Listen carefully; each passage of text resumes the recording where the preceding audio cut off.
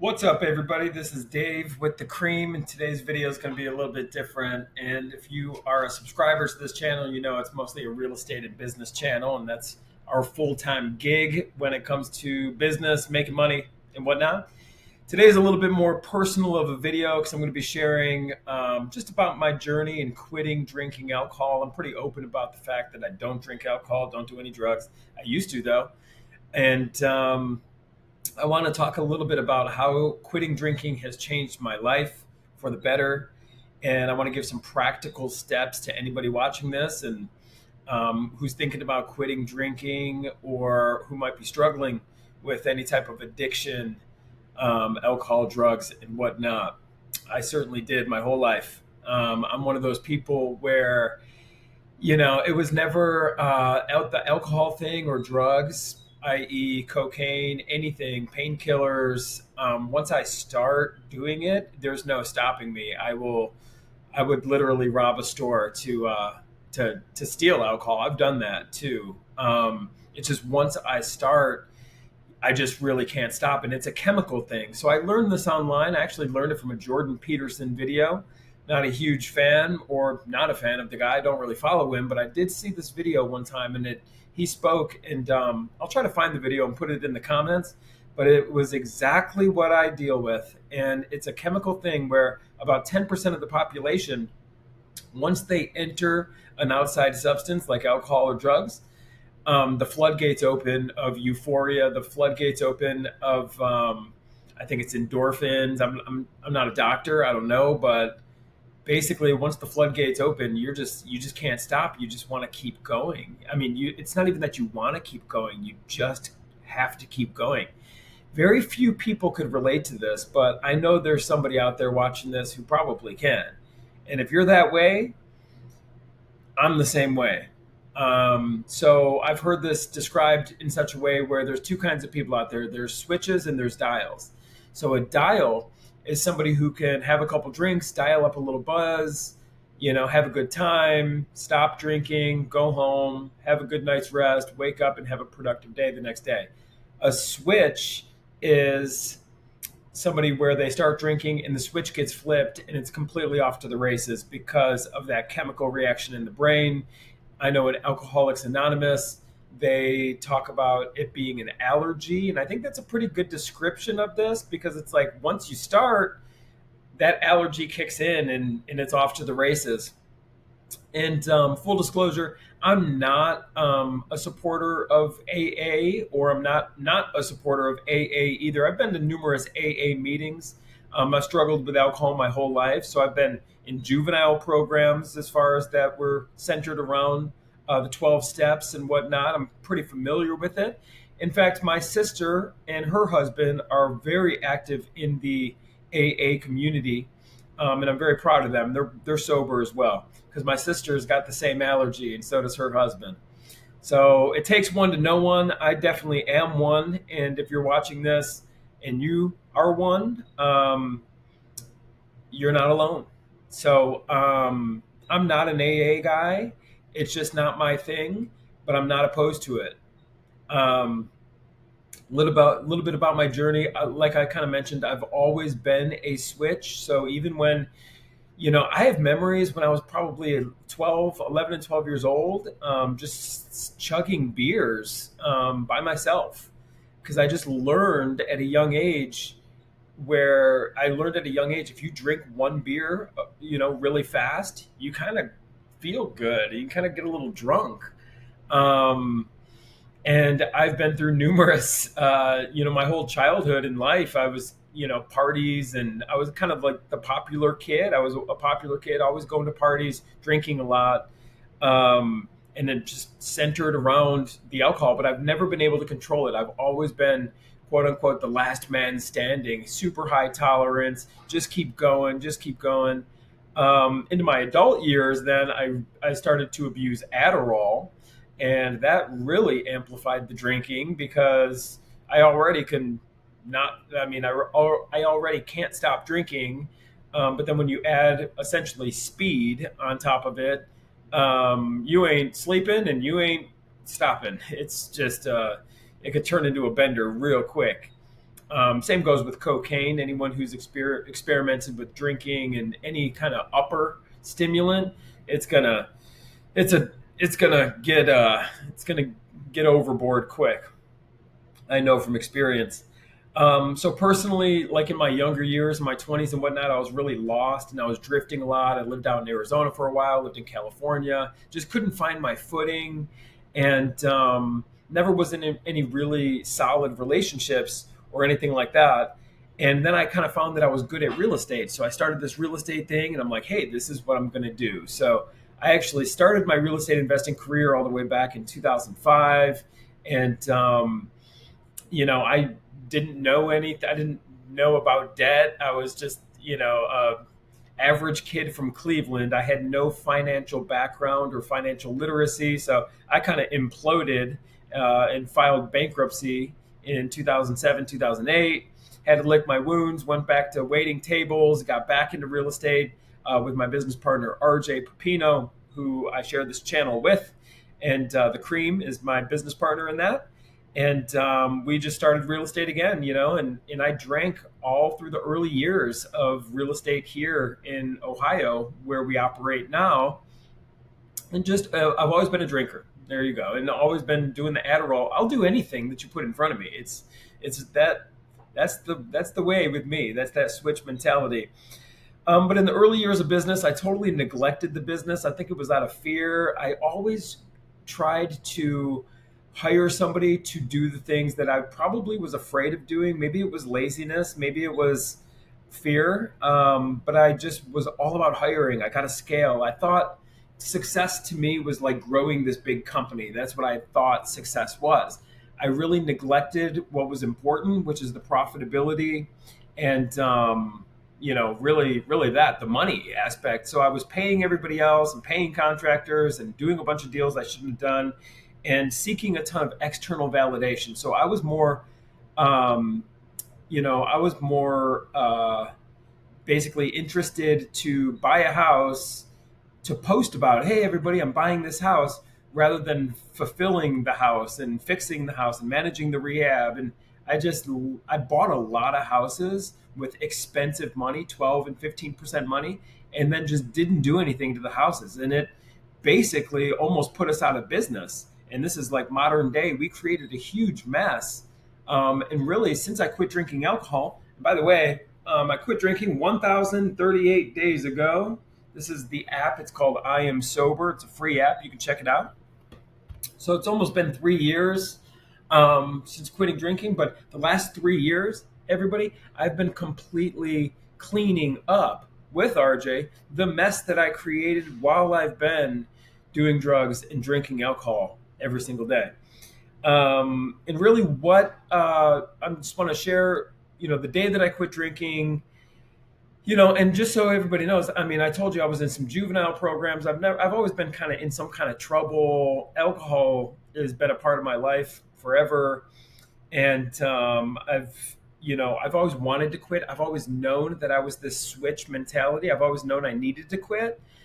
And I've been kind of one foot in, one foot out. I tried to quit. Maybe I'd quit for a couple months and then, start drinking again. And, what happened for me is my soon to be wife got pregnant. And this was 3 years ago. And she got pregnant with twins. And we had a complicated pregnancy, a very rare pregnancy. It's called Momo twins, where essentially you got twins in there, but there's no membrane separating them. So they're all twisted. Their umbilical cords were all twisted. The babies came super early. They were premature. One of the babies has brain damage, and she has permanent disabilities at this point, cerebral palsy. All of this happened. And I drank through the whole time. I drank through the whole hospital experience. I remember being in the NICU. We were in the NICU, which is the neonatal intensive care unit. It's where the babies go. We were she had two brain surgeries, one of my babies. And I drank the whole time. And I remember being there and being so hungover some days where I felt uneasy, almost like weak and shaky, because I probably like hadn't eaten good. Obviously, you know how it is. You wake up with a hangover, and it's like you can't really eat. Maybe you get soup or a smoothie or something, or like you got to get something in you. But I was a mess.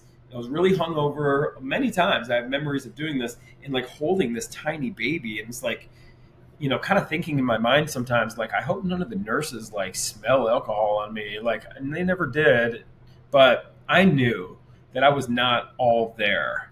And that happened. And we were getting ready to bring the babies home. And this was, October 23rd is my sobriety date. And that was, you know, almost 3 years ago. But I was laying in bed. It was a Saturday, and I had drank all night the night before, and I had alcohol hidden in the basement. It was a 12 pack of Modelo, and that was going to be my hair of the dog and day drinking until I probably found myself at a gas station buying more alcohol and or a bar. I was a bar guy. When I drank, I preferred to drink alone or in small crowds, in like really those true alcoholic type bars. I don't want to be seen. I'm not going to the hot bar in town where the music's loud and where you go to be seen or meet people. No, I want to be by myself, and just that was the type of drinker I am. Um, but we were getting ready to bring the babies home, and I had alcohol hidden, and I woke up. Or I was laying in bed feeling like shit from the night before, and she had asked me. I have a stepson. He was 9 at the time, and he played soccer. And she said, "Hey, would you like to go to his game today?" I had already had it mapped out in my brain that I'm not going, right? Because I'm going to drink and I'm going to make myself feel better. And I said, no, no, no, no. I'm just going to chill. I got some things I want to do around the house. It's all bullshit. I had alcohol hidden in the house. Um, I used to drink a lot during the day and hide it. And that's when it's not healthy, right? But she said, okay, no problem. And I said, perfect. Whew, right back to bed. Got out of that one. I'll wake up when I wake up and do my thing. Then she ended up coming back into the room, and she said, "Hey, it would mean a lot to me if you went to the game. It's his last game of the year, and I know it would mean a lot to him, and it would mean a lot to me." And everybody, that was it. That was the voice of God chimed in my brain and said, "Brother, you are losing your family. You're losing it. You're losing it. You're going to lose your family." And I have numerous stories of I got DUIs, I got drunk in public. It was inevitable that I'm going to end up in some type of trouble. I'm going to lose my family. I was on the path, and I just heard it in her voice, the concern that, like, would you please just come to this soccer game? And that was the last day I drank alcohol. Everybody, I don't know what I did with those Modelo's. I didn't drink them though. I threw them away, I'm sure. And there you go. That's when I quit. And then when we quit drinking, there's a whole thing that we go through. So I want to kind of share with you what you can expect if you're thinking about quitting drinking. There's this fear of like the future. And I call this, and I learned this actually from another guy who's sober, but he talks about future tripping. You know, when you're quitting drinking, you're like, well, what about the future? What about when my daughters graduate from high school? Aren't I going to take that celebratory shot? What about when the game is on? I mean, how am I going to do this? Like, you're already fearful about these situations that haven't even happened yet. It's really wild, but it's because we're so conditioned and programmed to have alcohol in these moments. I mean, it's such a big part of our lives. It was such a big part of my life. You start to fear the future. You start to trip out about the future and things like that. And then another big thing that comes up for people when they're quitting drinking is the boredom. It's like, well, what am I going to do? Because it takes up such a big part of my life. What am I going to do? I'm going to be so bored, right? And that's a biggie. So, and boredom leads to desire, and desire leads to reaching outside of ourselves to change our state of mind, which is typically going to be drugs or alcohol if that's the path you're on, and it's going to send you right back to that downward spiral. So, my biggest advice for the future tripping, where you're starting to trip out about the future, as well as like, what am I going to do in the boredom, is just to be aware of it. So when you feel this fear or when you feel this awkwardness coming up, where you're like, what am I going to say to people? How am I going to do this? There is a little mental rehearsal that you're going to want to do, but hang in there. especially when you're telling people you don't drink. How am I going to tell people I don't drink? Is a big fear here, right? And a little bit of mental rehearsal. It's only going to be awkward for a small amount of time. It may not be awkward for you. I'm not going to here to discourage you and tell you you're going to feel awkward. You might not. But for me, I was a little bit awkward at first, but then you just start to own it. It'll come. That confidence is going to come. Just be like, oh, I got off the sauce. I quit drinking. Make it fun. Make it playful. I quit drinking. Um, Really, people aren't going to care. And the people who do care, anyone who would ever try to push alcohol onto you or be like, oh, come back, I would suggest separating yourself from these people. I mean, these are not your people. If they truly love you, they probably don't know the extent of your drinking. If you're considering quitting drinking for the reasons that I quit, and anyone who loves you would definitely not. It's like a death sentence. It's like, why would you give this person who cannot control their alcohol? Why would you entice them and encourage them to get back on the wagon? The reason anyone would encourage you to do it is because of their own insecurity regarding their own drinking habits. Let's keep it real.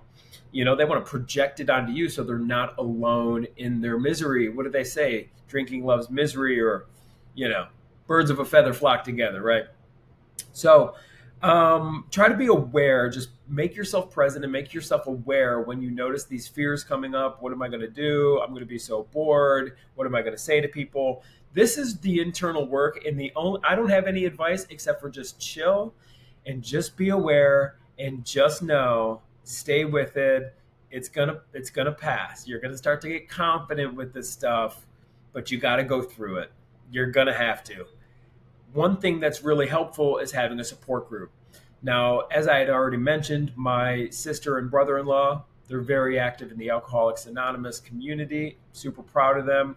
AA is amazing if you gravitate towards it, right? And if you know what they say at every AA meeting, it works if you work it. That's the damn truth, right? If that is your vibe, then do it. Your vibe attracts your tribe. For me, I mean, having the twins at home, and I created such a mess in my business that I've been cleaning up, for the last, um, 3 years. Time is not something I really have, or a social life for that matter. I enjoy just kind of doing videos and doing the work.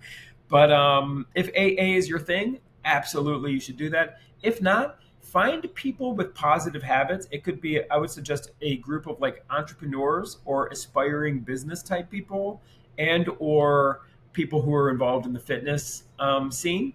And if you're thinking to yourself, oh, how am I going to afford a gym membership? I mean, the biggest community gyms like CrossFit, Orange Theory, there's a number of them out there. These community boot camp style gyms where people kind of show up. You see the same people all the time. It's a community. They're typically more expensive. You're looking at around $150 to $200. You're going to have the money. Guess what? When you quit drinking, I mean, you're going to have money again. So don't don't trip out too much about the cost, because this is a very positive thing. But you're going to want to be around people that you can actually tell them your story a little bit. Now, you don't probably want to be this person who's constantly talking about all your mishaps with drinking, unless that person could really understand it. But it's good to enter a community where you can talk about the growth that you're experiencing, talk about some of the mistakes that you made, but how you are overcoming it and feeling better. And a community is going to be very important. It's going to help fill your time as well. Changing your environment, you're don't go where it's slippery if you don't want to fall, right? Going to the bars and stuff like that, that's pretty much got to be out of the question here. These aren't your friends anyway. And, I used to be that guy. I want to go to the bar. I want to watch the game. I was all into the games, right? And betting on games. And I'm that guy. And fantasy football, this whole thing. Well, you got to kind of give up your old life for the new life, and this is the work. But don't go where it's slippery. I wouldn't be hanging out at bars. I don't even like bars. And at this point, and as you grow in your own, non-drinking new life, you're not going to want to go to bars anymore. I mean, it's just such a waste of time. It's such a low vibration, right? So changing your environment is going to be key. I suggest something along the lines of gym and positive people. And there's tons of positive people online as well. Me being one of them, I'd love to be a positive influence in your life. And you can send me DMs on Instagram at the real Dave P. Not saying this to promote myself. I'm saying this. I want to be there for you if you need it. Right.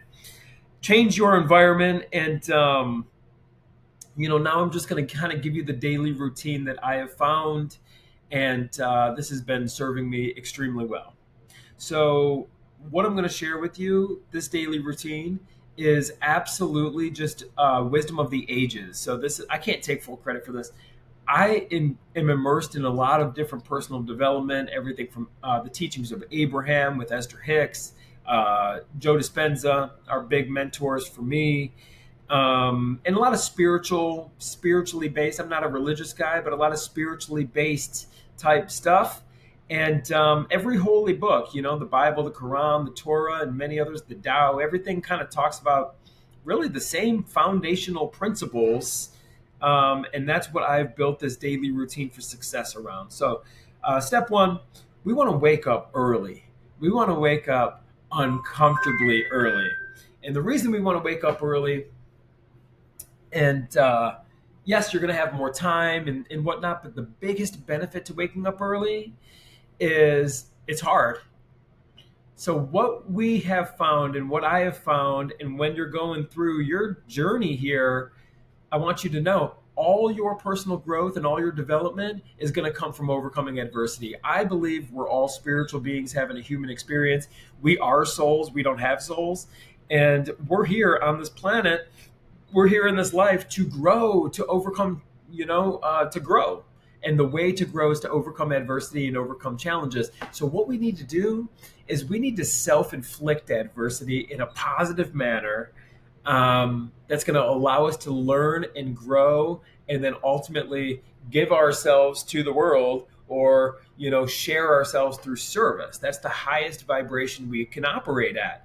Obviously we can't be of service to others when we're selfishly you know abusing our bodies, abusing our minds with outside substances. So once we've relieved that, now it's time to actually start creating, because that's all adverse too. That's all negative adversity that creates negative results.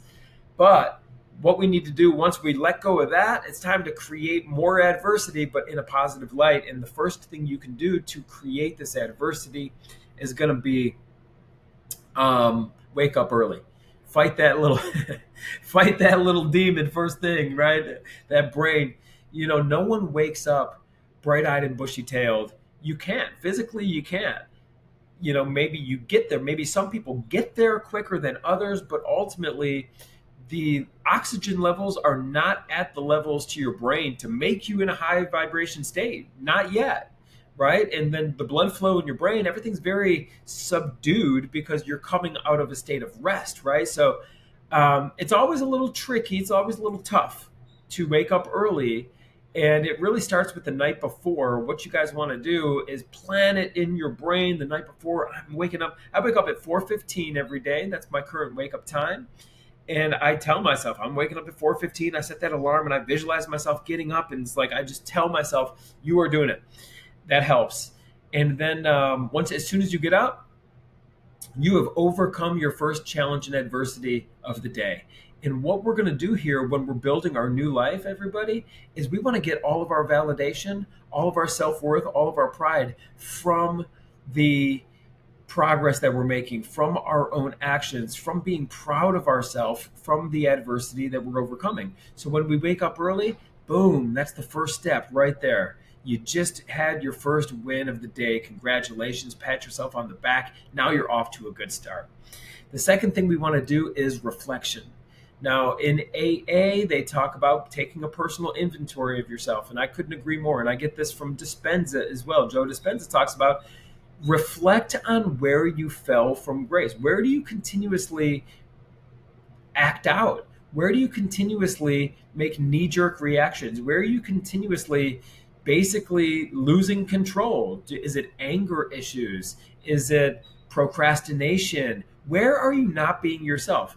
And it's good to reflect on that and just basically write it down. It could be a couple sentences, but this is where I am falling from grace. This is where I need to improve. And what happens in the morning when you reflect on where you need to improve, ultimately, when these experiences happen throughout the day, the things that used to make you angry, the things that make you lazy, are whatever's going on with you where you need to get better, the things you're feeling a little shame and regret about, when it comes up during your day, you're going to remember that you reflected about it, and you are going to be less attached to it, and you're going to start to see yourself change. You're going to basically be like, oh, there it is again. This is normally when I would freak out, or this is normally when I'm going to stress out. When you have already reflected on it, now instead of just basically drowning in the river, you are on the riverbank and just watching it. You're in control. You are basically approaching this from the perspective of your higher self. You're watching your behavior rather than drowning in this behavior. So reflection is key first thing in the morning. Next, we want to get a workout in. And we don't all need to be fitness models here. We just need to get our oxygen going and our blood going. And that could come from taking a walk. That could come from, riding a bike or whatever. You have to move your body. Motion is key. We can't be lethargic. Only the devil loves the lethargic behavior. We got to be action takers, right? We got to get moving, mostly for that blood and the oxygen, and start breathing. It's going to raise your vibration. It's going to make you feel good, get those endorphins going, right? Nobody in the middle of a workout ever says, oh, I'm so stressed out and this and that. No, it's like your brain changes once you start breathing and getting that blood flowing. So whatever it is for you. Now, do take note. The more adversity you create, positive adversity you create through your daily workout, the better, because now you're going to be even more proud of yourself. So during these workouts, whatever it may be, maybe you start by just walking around the block, walking around your apartment building if you live in an apartment, walking to anywhere, down the street and back. Maybe that's where you start. But when you start to go create more adversity, make it a little harder, a little bit harder, you're going to continue. This is an upward spiral. You're more and more proud of yourself, right? Think of what you've already accomplished today. You woke up early. Boom, that's a big win. You're reflecting on where you need to be better. Now you're present and conscious when that behavior pops up for you throughout the day. Now you're getting a workout in, whatever that may be. You are keeping commitments to yourself. And I'm here to let you know, when you keep commitments to yourself, that is going to snowball in a positive manner, and you're going to keep more commitments to yourself. When you trust yourself, you like yourself. When you like yourself, you love yourself. And when you love yourself, you are unstoppable. That is why we reach for the alcohol and the drugs. It's lack of self-love, right? We're feeling like we need to reach outside of ourselves to fill some kind of void. Well, now we're filling the void with self-love. And bam, guys, we are getting going now. This is positive. Okay. So we talked about waking up early. We talked about the reflection. We talked about the workout. Now we got to pay attention to the diet. And I know some of you watching this, no, I'm not ready for another diet. Oh, this is going to be so hard, this and that. I'm not here to tell you. We're not doing a crash diet. We're not doing any diet. We are just going to be present and aware to the food that we're ingesting. This is all I want you guys to do. I'm not telling you to sign up for the newest keto, the newest South Beach diet, fad diets. All of that's bullshit. That's creating more work for you. We're not here to create more work. The only thing I want you to do is just keep a food journal. And I know some of you are like, I'm not keeping a journal. This is too much. It's an app, everybody. Get the app MyFitnessPal. So easy. Make it easy for yourself. MyFitnessPal. And all I want you to do is start paying attention and just journaling what you eat throughout the day. And what you're going to find is taking the action of, I'm not even telling you to change anything. You don't have to change anything. But when you start to measure and pay attention, it's going to start to improve naturally. It's bringing it to the forefront of your mind, and you are going to start, and you're going to say, I want to be better. I want to eat better. I want to eat more healthy and natural foods. Not because I want to be the next fitness model or bodybuilder. It's because of the way it makes me feel. You're going to start to pay attention and correlate, because you're journaling. You're going to start to correlate the foods that you ingest with the way that you feel. And you're going to notice that certain foods make you feel better than other foods. right? The foods that don't cause this massive insulin spike, and now you're in a food coma. Or that's a low energy state. You're going to start to notice which foods make you feel good, and that's all I can do. And let nature take its course. At that point, you will begin to improve your diet naturally. Your body's going to start reaching for things that serve it. I'm not here to tell you you got to do some rigorous diet and meal plan. We're not here to create more work for you. What we're doing is creating awareness. We're creating awareness in the places that we need to improve. We're creating awareness with our diet. We're raising our vibration with oxygen and getting our blood flow going. We're overcoming adversity, so we're proud of ourselves. This is the work. This is personal development right here. And then finally, it's the vices. Number 5, it is the vices. Obviously, alcohol is a biggie. Drugs are a biggie. Another thing, though, that's not really a physical thing, but it's that external validation, right? I was the worst. I was the worst. I'm embarrassed when I see my old story. I don't delete them though. I like it. It's a reminder of how far I've come personally, and I got a long way to go. But it's that external validation. Look at me. And it's just seeking love. It's just, but also anything external, these vices, if you're a man, I can only speak on behalf of other men. If you're still looking at other women's profiles online and stuff, that's a vice. I mean, if you're still looking at pornography, many men do. I coach 2 men who are struggling with their porn addiction. It is that vice. And what is a vice? It is anything that you do that provides instant pleasure, but carries with it a little bit of shame and regret. Because you might be thinking, well, Dave, I mean, you drink a lot of coffee. Isn't that a vice? Caffeine's a vice. You ain't kidding. I drink a lot of coffee. Here's one right here. But I don't carry the shame and the regret with it. And you might be saying also, well, I don't feel any shame and regret from looking at other women's profiles online, and I'm a married man. Okay, would you do that right in front of your wife? I mean, if you got caught doing it, what does your conscience tell you? Start to pay attention and be honest with yourself, right? Oh, I don't feel any shame from, treating the people this way. I don't feel any shame from, I'm not seeking validation when I post my trophy wife in my car and pretend everything's perfect. Whatever the case may be, I'm not seeking validation. Be honest with yourself. Are you or aren't you? Because if you really don't feel any shame about it, okay, that's cool. It's not a vice. But I know from my own life and experience, the things that if there's a little bit of shame and regret carried onto this thing or attached to this thing, it's got to go. Shame and regret is the lowest vibration you possibly could be operating at. We're on a mission here to raise our vibration, right? So, and people might say, well, I don't have any shame and regret. I've never killed anyone. I've never crashed a car. I've never done anything. That's cool. That would be considered, let's call it a 100-pound shame event. That's not what kills most people and keeps them small and keeps them stuck. It's not the 100-pound shame. It's the 100 little 1-pound shames that we're carrying. Our pockets are full of them. Let's start to pay attention to that. Remove any of these vices. Remove any of this external stuff that you're currently doing. You might be a little embarrassed about. Could be food addiction. It could be your comfort, right? It's like, where are you seeking externally for this comfort, but carries with it some shame and regret? And this is just going to take some paying attention. Be honest with yourself. So, with that being said, everybody, share this video with anyone who might need it. I'm here for you. I gave my handle. I'll give it again. I've had numerous people hit me up. Every time I kind of talk about the alcohol stuff, I always get 1 or 2. And I would be happy to communicate with you. And if I could contribute to positivity in your life and help you on your journey in any way, of course, I'm here for that.